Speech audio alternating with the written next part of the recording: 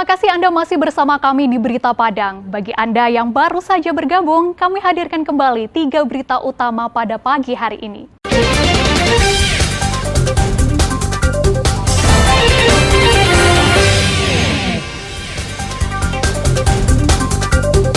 Sebuah rumah dan 2 sepeda motor di Kelurahan Tanjung Saba, Lubuk Begalung, pinggiran Kota Padang, ludes dilalap si jago merah.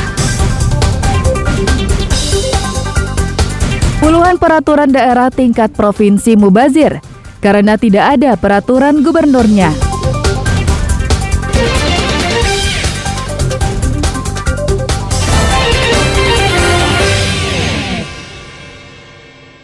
Punya orang-orang yang memang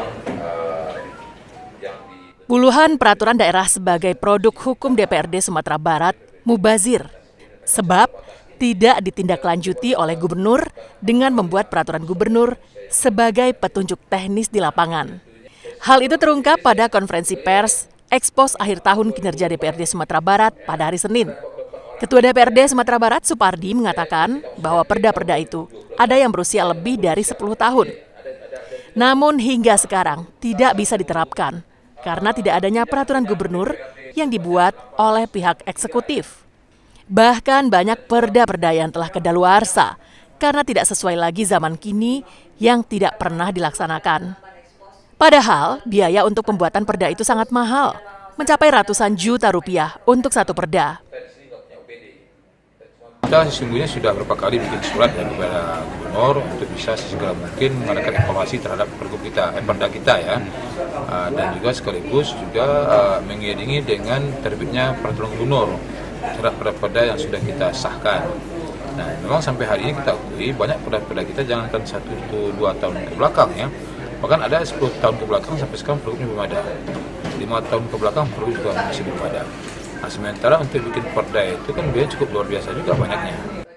Sementara itu, Wakil Ketua Badan Pembuat Perda atau Bapemperda DPRD Sumbar, Afrizal mengatakan, pihaknya telah berulang kali mengingatkan kepada Biro Hukum Kantor Gubernur maupun organisasi perangkat daerah terkait, agar paling lama 6 bulan setelah perda disahkan, pergub terkait perda itu harus segera dibuat.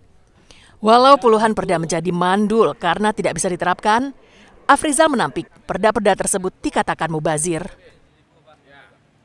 Mubazir tidak, tetapi memang merugikan negara karena memang perdanya selesai tapi tidak bisa aplikasi karena peraturan tingkat bawah sebagai aturan untuk pelaksanaan perda itu belum lagi dilaksanakan. Ambil contoh perda tentang koperasi.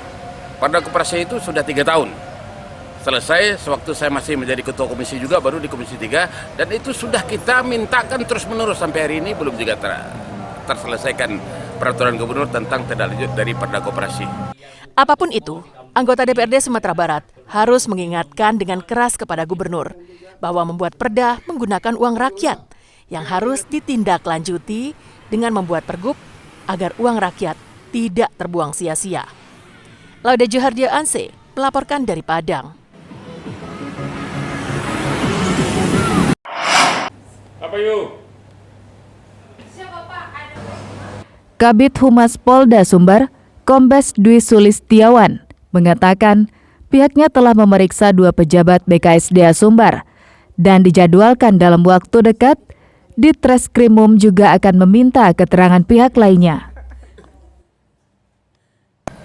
Jadi yang baru dilakukan pemeriksaan oleh Ditreskrimum Polda Sumbar sampai saat ini baru 2 orang dari BKSDA.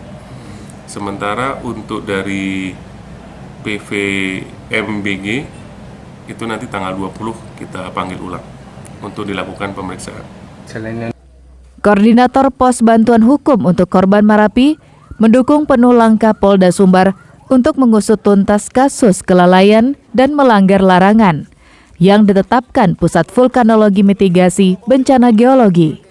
Pasalnya, akibat kelalaian pihak BKSDA, 76 pendaki menjadi korban, 24 orang diantaranya meninggal dunia. Itu mereka akan menjerat dengan pasal 359, yaitu kelalaian yang menyebabkan meninggalnya orang. Jadi unsur kelalaian di sini seperti yang kita bahas sebelumnya itu kental sekali Polda Sumbar untuk melakukan penyelidikan terhadap beberapa orang yang sekarang sudah diperiksa di BKSDA Sumbar. Senada dengan Mardefni, dosen ilmu hukum Universitas Andalas yang juga praktisi hukum mengatakan BKSDA merupakan elemen yang paling bertanggung jawab karena atas izin mereka lah para pendaki gunung mendaki Gunung Merapi. Selain itu, kelalaian juga terjadi di level bawah. Dalam hal ini pemerintah daerah. Pemda seharusnya tahu, namun tidak memberitahu. Seharusnya melakukan tindakan preventif sesuai dengan amanat Undang-Undang Nomor 24 Tahun 2007 tentang tugas dan wewenang pemerintah dan pemerintah daerah mengatur penanggulangan bencana.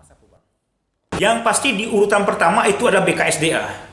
Nah, karena dia adalah orang yang berada di lokasi, orang yang memberikan izin, orang yang mengelola. Nah, kelalaian sesungguhnya ada juga di level bawah. Level bawah itu adalah Pemda. Pemda semestinya dia tahu, tapi kemudian juga tidak memberitahu.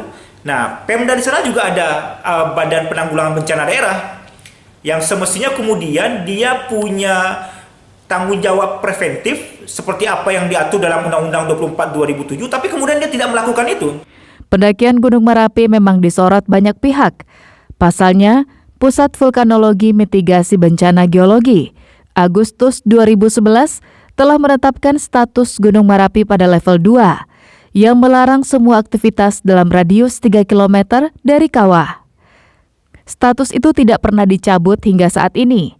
Namun pada Juli 2023, BKSDA Sumatera Barat membuka Taman Wisata Alam Merapi yang diluncurkan oleh Wakil Gubernur Sumatera Barat secara resmi. Robiham melaporkan dari Padang.